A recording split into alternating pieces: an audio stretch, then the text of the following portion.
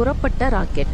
இரவு 2 மணிக்கு சந்திரா X7ன்னு பேரு வைத்த ராக்கெட் சென்னை ஸ்பேஸ் ஸ்டேஷன்லிருந்து புறப்படுது.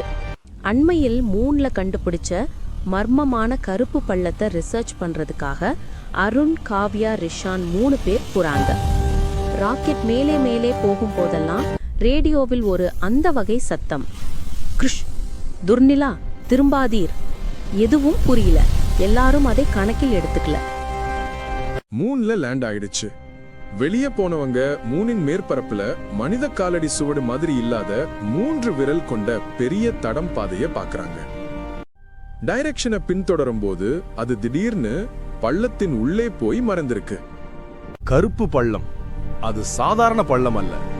உள்ளே முழுக்க பிளாக் ராக் போல. லைட்டை வைக்கிறாங்க. லைட் உள்ள போறதில்ல. ரிஷான் கை வச்சு பார்த்தவுடன் பள்ளம் மெதுவா ஓபன் ஆகுற மாதிரி ஓசை.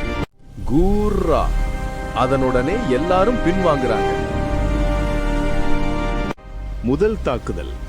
ரிசர்ச் பிளேட்டில் அம்புட்டு திடீர் குலுக்கல். ராக்கெட் சத்தம். Emergency warning. அருண் வெளியே பார்ப்பான். பள்ளத்திலிருந்து நீளமான கருப்பு ஸ்லைமி கை ராக்கெட்டின் கீழ் கட்டி இழுக்குது. காவ்யா கத்தரா, அது உயிர், அது உயிர். அது முழுக்க வெளியே வந்துச்சு. 6 அடி உயரம், கண்ணே இல்லாத முகம், ஆனால் பல் மட்டும். அந்த பல்லில் உலோக சத்தம். ஒவ்வொரு மூச்சும் மாதிரி.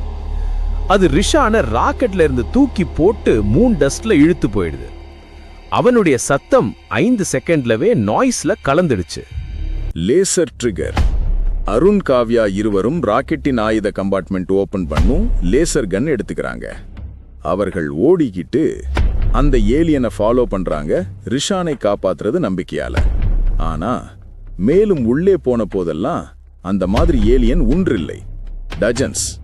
அவர்கள் சேம்பருக்கு சேம்பர் 1000 கணக்குல அவர்கள் பல்லும் சத்தமும் ஒலிக்குது. Moon cave. ரிஷான் கிடைச்சிருக்கான். ஆனா அவன் கண்கள் பச்சை கலர்ல ஒளிருது. அவன் வாழ்க்கை ஏதோ ஆளாகிட்டான். அவன் வாயில இருந்து லைட் தூக்கி தாக்குறான். அது மனித குரல் இல்ல. நீங்க வர வேண்டிய இடத்துக்கே வந்தீங்க. தப்பிச்சு பறப்பது. அருண், காவ்யா இருவரும் ராக்கெட்டுக்கு ரன்னிங். பின்னால 20க்கும் மேல் ஏலியன் நிழல்கள் ஓடுது. ஒவ்வொருத்தருமே நில்லாம கத்துன மாதிரி சத்தம்.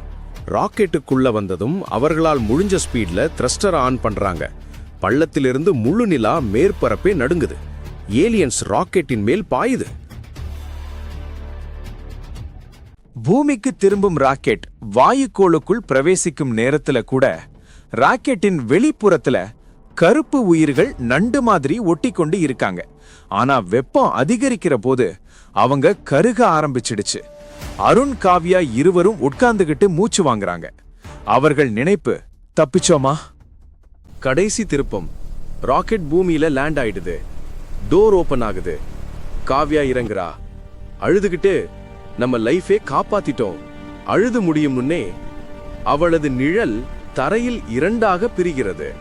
அதுல ஒரு நிழல் மனித நிழல் இல்ல. அது மூன்ல இருந்த ஏலியனின் வடிவம். நிழல் மெதுவா அவளை விழுங்கிவிடும் போல நீளமாகிறது.